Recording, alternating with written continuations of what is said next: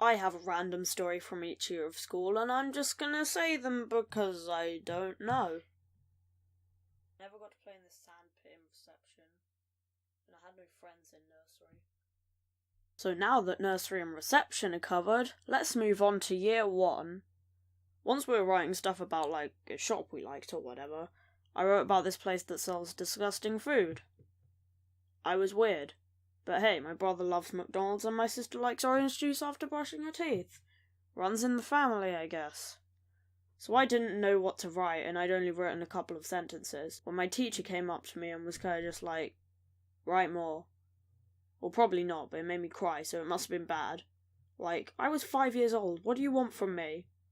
Year 2. So I remember once I made milkshakes.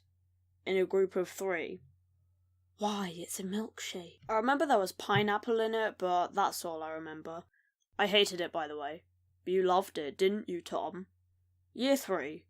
Once we were doing maths, and at the end of the lesson we gave our books to the person next to us. They would mark it and hand it back.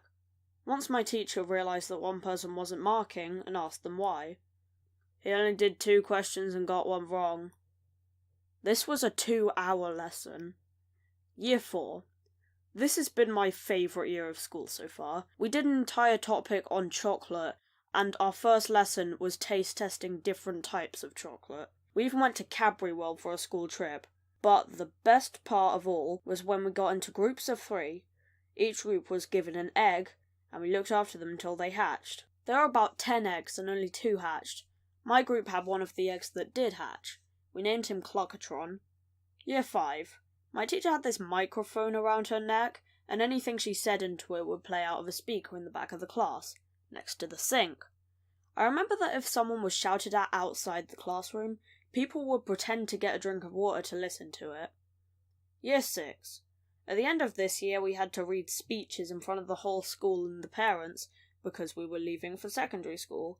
Now imagine an introverted 11-year-old reading a speech to a couple hundred people. Yeah. A lot of people cried, and I wouldn't have, if my mum wasn't. Year 7. So once I was in art and I was trying to get some black paint on this tile thing. While I was trying to get some of the paint out, it squirted all over me, and I spent half the lesson washing it off in the bathroom. Also once I had to read a thing out in my group in front of my class. But I wasn't here when they started. I got put with this random group, and I asked them what we were doing. The person I asked told me to stop messing around and get on with my work. Alright, cheers, I'll just write about how rainbows are actually made from unicorns flying through the sky and farting them out. I don't like you if you couldn't tell. So I looked at someone else's work and they were making a poster. There was something about a park in the title, and he was drawing bins and those litter-picking things. So I wrote a letter offering to clean someone else's park, and then we had to read it out. I read last in my group, which gave me enough time to realise that my writing was nothing like theirs. Before I read, I gave everyone a warning. This is nothing like the others because someone thinks I have mind powers and can tell what the work is without having to be told. I read half of it, and then I sat down because I didn't really care. Hey look, I might have 30 subscribers by the time this is out.